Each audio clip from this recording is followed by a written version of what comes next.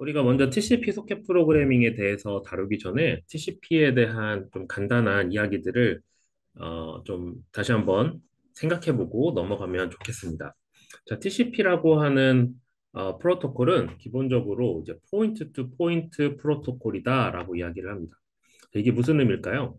자, 포인트 투 포인트. 그러니까 하나의 센더가 있고 하나의 리시버가 있다라고 생각을 하시면 좋겠습니다.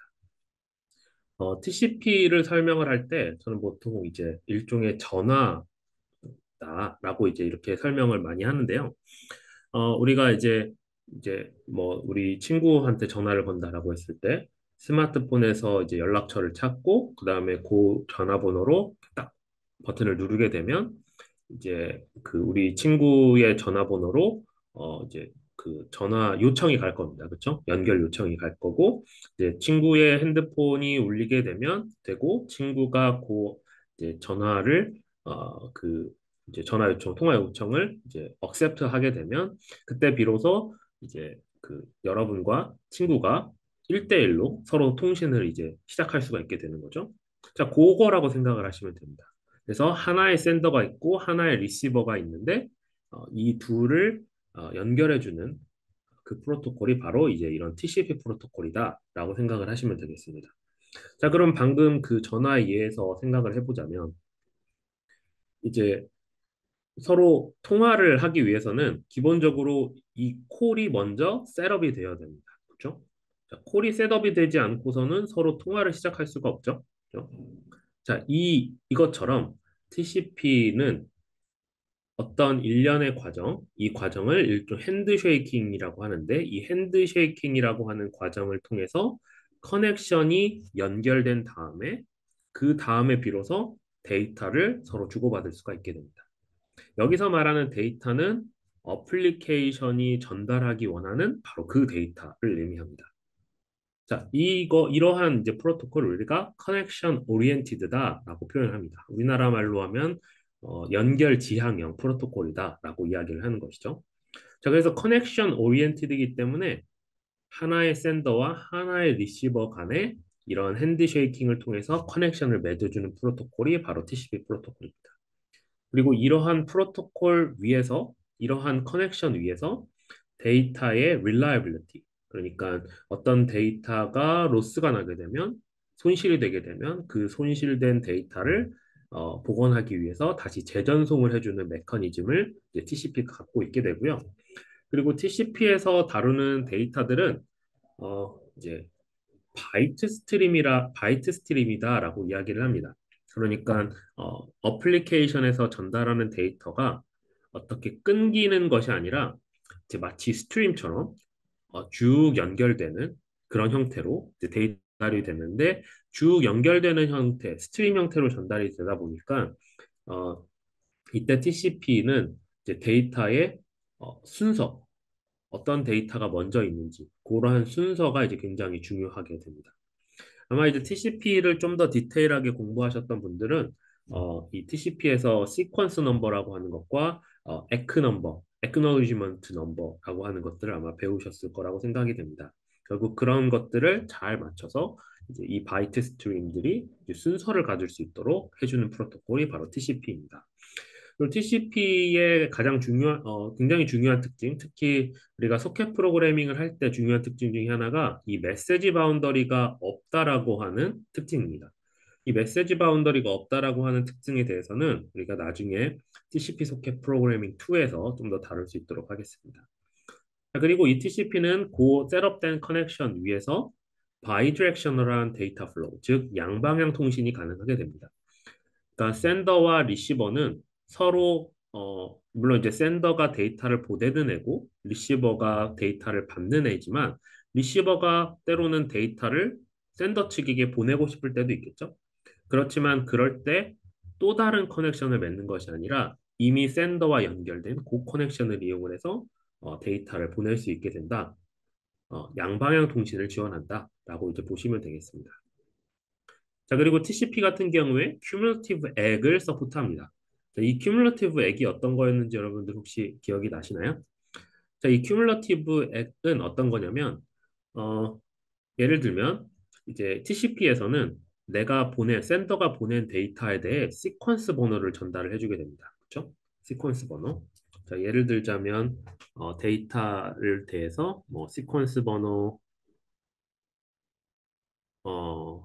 번호를 0번이다 이렇게 보내게 되면 자, 내가 보내는 요 데이터의 시작 부분이 바이트가 이제 번호로 따졌을 때 0이다라고 하는 의미입니다. 자, 그리고 기본적으로 TCP는 요 데이터에 대해 에크를 보내주게 되는데, 만약에 얘가 센더가 보낸, 센더와 리시버가 있다고 했을 때요. 센더가 보낸 데이터가 만약에 10이다, 10바이트다, 10바이트다 라고 하면 리시버가 10바이트를 수신을 하게 되고, 그 다음에 이 10바이트를 받고 난 다음으로 이제 이 기대되는 그 시퀀스 넘버를 에크에 실어서 보내게 됩니다. 그러니까 시퀀스 넘버를 0번부터 시작해서 10바이트를 받았다면, 성공적으로 잘 받았다면, TCP 리시버는 그 다음에, 다음에 내가 잘 받을 데이터는 10번부터 시작하겠구나 라고 생각을 할 수 있게 될 겁니다. 그래서 이 번호를 에크로 센더에게 전달을 하게 되면 센더는 자기가 보낸 10바이트가 리시버에게 잘 전달이 됐구나 라고 하는 것을 인지할 수 있게 됩니다. 그래서 그 다음 시퀀스를 이제 보낼 수가 있게 되는 거죠. 자, 근데 큐뮬러티브 에크라고 하는 것은 어떤 거냐면 어, 이런 겁니다. 예를 들면 센더가 시퀀스 넘버 0번 해서 10바이트를 보냈고 10바이트를 보냈고 또 연속적으로 시퀀스 넘버 10번부터 시작을 해서 또 10바이트를 보냈다고 합시다. 이제 센더 같은 경우에는 굳이 에크를 받지 않더라도 연속된 일련의 시퀀스를 이제 계속 보낼 수가 있게 되는데요. 이때 어떤 이 리시버가 요 두 번째까지 시퀀스를 받고 에크를 보냈다라고 생각을 해봅시다. 그러면은 이제 10바이트 받았고 10바이트를 받았기 때문에 에크는 그 다음에 받을 거라 기대되는 시퀀스 넘버는 20이 되겠죠. 그렇죠? 왜냐하면 리시버는 10바이트를 받았고 또 그 다음에 10바이트 성공적으로 받았기 때문에 20바이트를 수신을 했고 자, 리시버가 성공적으로 받을 거라고 기대하는 그 다음 리시버가 그 다음에 받을 거라고 기대되는 시퀀스 넘버는 20이 될 겁니다. 그렇죠? 자, 그때 이제 리시버가 이렇게 에크를 20을 보내게 됩니다. 근데 이 20이 의미하는 바는 제일 처음에 보냈던 10바이트를 잘 받았고, 그리고 그 다음에 보냈던 10바이트도 잘 받았기 때문에 20바이트를, 결과적으로 20바이트를 잘 받았기 때문에 내가 그 다음에 받을 거라고 기대하는 시퀀스 번호는 20이야 라고 해서 이렇게 보내준 겁니다. 그렇죠? 그러니까 에크를 20을 보내게 되면 센더 입장에서는 내가 20 전에 보냈었던 시퀀스 넘버 20 전에 보냈었던 모든 데이터들은 잘 전송이 됐구나라고 하는 것을 인지할 수 있게 됩니다. 자, 이런 방식이 큐뮬러티브 액입니다. 자, 만약에 여기서 조금 더 나가보자면 만약에 요 에크 넘버가 중간에 로스가 됐다라고 해봅시다. 자, 그런데 이 센더는 에크를 받지 않고도 다음 시퀀스 넘버를 한 번 더 보냈다라고 해봅시다. 20번이요. 그래서 여기서도 이제 10바이트를 받았다고 생각을 하고 그 다음에 이 10바이트를 받은 다음에 에크를 30번으로 해서 보낸 겁니다. 자, 앞서 이야기했듯이 요 첫 번째 에크는 로스가 났습니다. 그렇지만 두 번째 에크는 에크 30에 해당하는 요거는 샌더에게 잘 전달이 됐다라고 합시다. 자, 그러면 샌더는 내가 에크 20을 받지 않았더라도 에크 30만 가지고서도 내가 앞서 보냈던 0번부터 29번 30바이트에 해당하는 데이터는 리시버에 잘 도착했구나 알게 됩니다. 이게 바로 이제 큐뮬러티브 액이다라고 보시면 될 것 같습니다.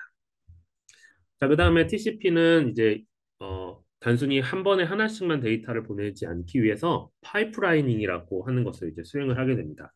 그러니까 앞서 여기에서는 두 개의 시퀀스 번호를 액 없이 이제 보냈었게 됐죠.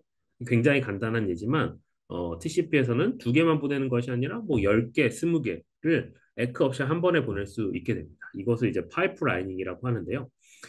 이때 TCP 같은 경우에는 이렇게 데이터를 굉장히 많은 데이터를 한 번에 보내게 되면 그 데이터 트래픽들이 샌더와 리시버 사이에 있는 그 네트워크 코어, 라우터들을 굉장히 혼잡하게 만들 수 있습니다.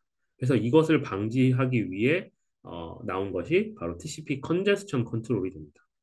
그리고 또 샌더가 굉장히 빠르게 굉장히 많은 데이터를 리시버에게 전달을 하면 리시버가 가지고 있는 버퍼라는 것이 기본적으로 한계가 있고 그 다음에 그 버퍼가 굉장히 작게 되면 리시버가 다 받기도 전에 이제 새로운 데이터들이 계속 이제 전달이 되게 될 겁니다.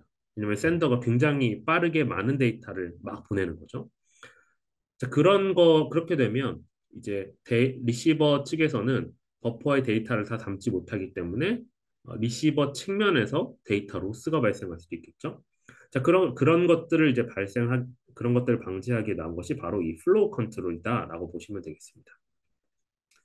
플로우 컨트롤에 대한 얘기는 여기 이렇게 있죠. 그렇죠? 리시버가 이 샌더가 자기의 샌딩 레이트, 그러니까 데이터를 전달하는 그 레이트를 그 제어를 해서 리시버로 하여금 자기가 리시버가에서 오버플로우가 나지 않고 데이터를 잘 수신할 수 있도록 만드는 것이 바로 이제 플로우 컨트롤이다라고 보시면 되겠습니다. 자, 그러면 전반적인 이제 TCP 소켓 프로그래밍에서 어떤 식으로 펑션들을 콜을 해야 하는지를 한번 살펴보겠습니다. 자, 먼저 이 소켓 프로그래밍이기 때문에 서버와 클라이언트 역시 소켓을 열어야 합니다. 그렇죠? 소켓을 열어야 되겠죠? 그래서 소켓 펑션이라고 하는 것을 이용해 소켓을 열고요. 그 다음에 보통 서버는 이제 여러 개의 클라이언트로부터 커넥션을 요청받습니다. 그러니까 서버는 클라이언트가 커넥션을 요청해 오기를 기다려야 된다는 거죠. 그렇죠? 우리도 보통 이제 뭐 웹 브라우저를 켜서 뭐 어떤 웹사이트에 들어간다라고 했을 때 그 웹사이트에 나인 클라이언트가 연결 요청을 하는 거죠. 그렇죠? 그것처럼 이제 서버는 클라이언트로부터 연결 요청이 오는 것을 기다리고 있어야 됩니다. 자, 그러려면 이제 서버가 어떤 IP 주소를 사용하는지 그리고 또 어떤 포트를 사용해야 되는지를 지정을 해놔야 그 IP 주소와 포트 넘버로 클라이언트가 요청을 할 수 있게 되겠죠. 그렇죠? 그러니까 마치 우리가 생각하면 전화번호부와 같다라고 생각을 하시면 되겠습니다. 전화번호. 그러니까 서버의 전화번호를 할당을 해주고 이 정보를 클라이언트가 알고 있어야 연결을 해줄 수 있는 겁니다. 그래서 이 전화번호, 즉 서버의 IP 주소와 포트 넘버를 할당해주는 함수가 바로 바인드 함수가 되겠습니다. 자, 그 다음에 서버는 이제 listen이라고 하는 함수를 호출을 해서 이제 클라이언트로부터 커넥션 요청을 받을 수 있는 상태로 만들게 됩니다. 이제 리슨을 하게 되면 는 이제 비로소 서버에게 커넥션 요청을 할 수 있게 됩니다. 이때 클라이언트는 connect라고 하는 함수를 사용을 하게 되는데요. 이 connect 함수에는 당연히 이미 어떤 경로에서든지 알게 된 서버의 IP 주소와 포트 넘버가 들어가야 되겠죠. 그래서 그 IP 주소와 포트 넘버로 커넥션 리퀘스트를 하게 됩니다. 여기서 말하는 이 커넥션 리퀘스트라고 하는 것은 TCP에서의 말하는 그 핸드쉐이킹입니다. TCP에서 말하는 그 three-way 핸드쉐이킹, 네, 핸드쉐이킹이 여기 과정에서 이루어지게 됩니다. 그래서 어쨌든 이 three-way 핸드쉐이킹을 이제 수행을 하게 되면 클라이언트와 서버는 TCP 커넥션을 연결하게 됩니다. TCP 커넥션을 성립하게 됩니다. 자, 그러면 이 TCP 커넥션이 성립하게 되면 이제 그 사이에 서버는 listen 이후에 accept라고 하는 펑션을 호출하게 됩니다. 사실 listen 펑션은 서버가 이제 커넥션 요청을 받아들일 수 있는 상태로 만들겠다. 그거를 이제 트리거하는 펑션이라면 이제 프로그램의 플로우상 accept 펑션까지 서버가 와야지 여기에서 비로소 기다리고 있게 됩니다. 자, 무슨 말이냐면 이 accept 펑션은 클라이언트의 커넥션 리퀘스트를 받고 3-way 핸드쉐이킹을 마친 즉 TCP 서버와 클라이언트의 TCP 커넥션이 성립이 되어야지만 적어도 하나의 성립된 그 커넥션이 있어야지만 이 accept 펑션이 리턴을 해줄 수가 있게 됩니다. 그러니까 accept 펑션에서 멈추고 있다, 블락킹 되고 있다가 적어도 하나의 커넥션이 만들어지게 되면 그 커넥션에 대한 정보를 이제 이 accept 펑션이 리턴을 해주게 된다라는 의미입니다. 그러면 그 리턴 받은 그 커넥션에 대한 정보를 가지고 비로소 서버와 클라이언트가 서로의 메시지를 주고받을 수 있게 되게 됩니다. 메시지를 주고받을 때는 뭐 다양한 함수들이 있겠지만 여기에서는 read나 write 같은 펑션을 이제 사용을 했습니다. 보통 read나 write는 우리가 이제 그 파일을 읽거나 쓸 때 보통 많이 사용을 하지만 앞서 우리가 지난 영상에서도 제가 잠깐 설명을 했다시피 소켓이라고 하는 것 역시 이제 파일 디스크립터를 리턴을 해주기 때문에 이것이 마치 이제 파일인 것처럼 read, write를 사용을 해서도 데이터를 송수신할 수 있게 됩니다. 만약에 어떤 프로세스, 어떤 그 이제 커뮤니케이션, 데이터를 주고받는 과정이 다 종료가 됐다면 이제 close라고 하는 함수를 이용을 해서 이 TCP 커넥션을 종료하게 됩니다. 그럼 앞서서 이야기해 드렸었던 그 TCP 소켓 프로그래밍에 필요했던 그 펑션들의 플로우가 실제로는 어떻게 적용이 되는지 한번 코드 레벨에서 보도록 하겠습니다. 여기서는 이제 각각의 펑션들에 대한 디테일한 내용은 이제 설명을 하지 않고요. 요 다음에 각 펑션들에 대한 자세한 내용들을 설명드리도록 하겠습니다. 자, 먼저 이제 TCP 서버 프로그램입니다.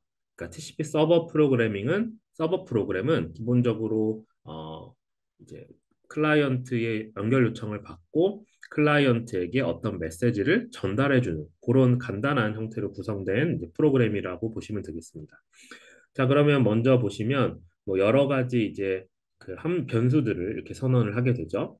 자, 이런 변수들은 제가 나중에 이제 각각의 펑션이라던가 그다음에 뭐 IP라던가 도메인 네임 시스템 이런 것들에 대해 설명을 하면 아마 여러분들이 이해하실 수 있게 될 겁니다. 일단 여기서 나오는 요 메시지라고 하는 것은 이제 서버가 연결된 그 클라이언트에게 전송하는 메시지라고 보시면 되겠습니다. 그래서 오른쪽 부분부터 보게 되면 자, 먼저 소켓을 생성을 합니다. 서버가. 그렇죠? 소켓을 생성을 하게 되고 이제 뭐 이러한 옵션들을 적게 되는데 바로 이 옵션들이 아까 이제 이전 강의에서 말씀드렸었던 그 5 투플 중에 프로토콜에 해당하는 이제 내용이라고 보시면 되겠습니다. 자, 그 다음에 바인드 펑션을 수행을 하죠. 바인드 펑션은 이제 이 서버가 사용할 IP 주소와 포트 넘버를 이제 할당하는데 중요한 역할을 하게 됩니다. 그러면 IP 주소와 포트 정보를 할당을 하게 되고 이제 이 TCP 서버는 listen 펑션을 수행을 하게 됩니다. 이 listen 펑션은 어떤 거냐면 바로 이 TCP 서버가 이제부터 클라이언트의 커넥션 요청을 받아들일 준비가 됐다. 받아들여라. 이거를 이제 트리거하는 그러한 함수라고 보시면 되겠습니다. 자, 그 다음은 accept 펑션으로 들어가죠. 그래서 TCP 서버가 이 accept 펑션에 들어가면 이제 listen 펑션부터는 이제 TCP 서버가 클라이언트로부터 커넥션 요청을 받을 수 있는 준비가 됐다면 이제 이 TCP 서버 요 프로그램에서는 accept 펑션을 콜해서 클라이언트 연결 요청을 기다리고 있게 되는 겁니다. 그렇죠? 만약에 기다리고 있다가 어떤 클라이언트가 커넥션 요청을 해 오고 그다음에 그 커넥션이 정상적으로 성립이 되게 된다면 즉 TCP 3A 핸드쉐이킹이 성공적으로 종료가 된다면 마치게 된다면 이 accept 펑션은 그 커넥션에 해당하는 소켓 디스크립터 이 정보를 리턴을 해주게 됩니다. 그리고 이 정보를 받은 서버는 그 다음에 write 펑션을 통해서 아까 전달하고자 했었던 이 hello world라고 하는 메시지를 이 accept 펑션을 리턴한 그 커넥션에게로 전달을 해주게 됩니다. 그리고 최종적으로 이 데이터를 전달한 그 서버는 이제 자기가 리턴 받았었던 사용했던 소켓들을 다 클로즈 해주는 과정을 거치게 됩니다. 자, 그 다음 클라이언트면요. 이 앞부분은 이제 생략을 하겠습니다. 이제 소켓을 만들어주고, 그 다음에 이 클라이언트가 연결하기 원하는 서버의 IP 주소, 요 부분이 서버의 IP 주소, 그리고 서버의 포트 주소를 어떤 스트럭처에다가 할당을 해줍니다. 그리고 이 스트럭처를 커넥트 펑션을 호출할 때 아규먼트로 넘겨주게 됩니다. 자, 그러면 이 커넥트 펑션은 여기에 이제 서버 어드레스라고 하는 이 스트럭처가 가지고 있는 서버의 IP 주소와 포트 주소로 TCP 3A 핸드쉐이킹을 요청하게 됩니다. 그게 바로 이제 TCP 커넥션 요청이라고 하는 것이겠죠. 물론 이때 TCP 서버는 이 listen 펑션까지 호출을 해서 이 TCP 커넥션 요청을 클라이언트 커넥션 요청을 받아들일 준비가 되어 있어야 됩니다. 자, 그래서 커넥트 펑션이 성공적으로 수행이 되게 되면, 즉 TCP 3 핸드쉐이킹이 잘 이루어지고 TCP 커넥션이 성립이 되었다면, 이제 커넥트는 이제 어떤 값을 리턴을 하게 될 거고, 성공적으로 값을 리턴하게 되면, 성공적으로 이것들이 수행이 되게 되면, 그 다음 이제 while문으로 들어가게 될 겁니다. 자, while문을 보면 핵심적인 내용을 read입니다. 즉, 이 클라이언트가 어, 맺은 그 커넥션은 이 속이라고 하는 요 베리어블을 통해 소켓 디스크립터, 파일 디스크립터를 통해 이제 지정이 되고 그걸 통해서 이제 메시지를 주고받을 수 있게 되는데요. 여기서는 아까 서버가 보냈었던 그 헬로 월드라고 하는 메시지를 이제 수신하는 역할을 해주게 됩니다. 그러니까 이 read라고 하는 펑션을 통해서 속, 그러니까 TCP 서버와 연결된 그 커넥션으로부터 이제 어떤 캐릭터, 어떤 메시지를 이렇게 받게 됩니다. 하나씩 여기서 보면 자세한 건 나중에 다시 설명을 드리겠지만 여기서는 이제 한 바이트씩 데이터를 수신하고 그 데이터를 메시지라고 하는 여기서 선언한 요 캐릭터 어레이에다가 하나씩 차곡차곡 넣는 그런 역할을 하게 됩니다. 그리고 이 read 펑션은 이제 서버가 클로즈를 먼저 해주게 되면 요 예제에서는요 클로즈를 하게 되면 이 read 펑션이 이제 0을 리턴을 해주고 0을 리턴하게 되면 이 while 문이 종료가 됩니다. 그리고 나서 이 예제에서는 클라이언트가 수신한 즉 서버가 보내온 그 메시지를 어, 이제 출력을 해주고 그 다음에 이 read를 몇 번 호출했는지 리드가 몇 번 호출했는지와 관련된 것은 결국 이 리드가 몇 바이트를 수신했는지 총 몇 바이트를 수신했는지 그것과 관련이 되어 있기 때문에 그 정보를 이렇게 출력을 해주게 됩니다. 그리고 마지막으로 이미 이제 서버가 먼저 이 커넥션을 종료를 했기 때문에 리드가 while문을 끝내게 되는 것이고 그 다음에 얘는 이제 자기가 가지고 있던 이 소켓을 최종적으로 종료를 해주게 됩니다.